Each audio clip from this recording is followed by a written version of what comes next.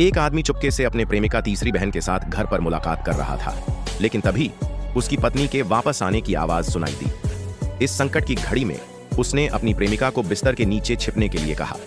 अगले ही पल उसकी पत्नी कमरे में आ गई और अपने जैक को जमीन पर गिरा दिया। बिस्तर के नीचे छिपी प्रेमिका इस अचानक हुई घटना से डर गई और एकदम चुपचाप रही। असल में पत्नी पहले से ही इस संबंध के बारे में शक कर रही थी। जब पत्नी और जैक चले गए तो प्रेमिका धीरे धीरे बाहर निकली और अलमारी से एक जैकेट उठाई।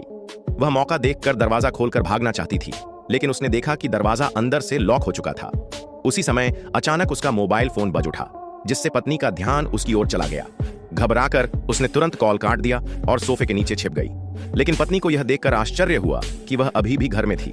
अब अपने पति की बेवफाई को छिपाने के लिए और सच सामने आने से रोकने के लिए पत्नी ने एक कठोर निर्णय ले लिया।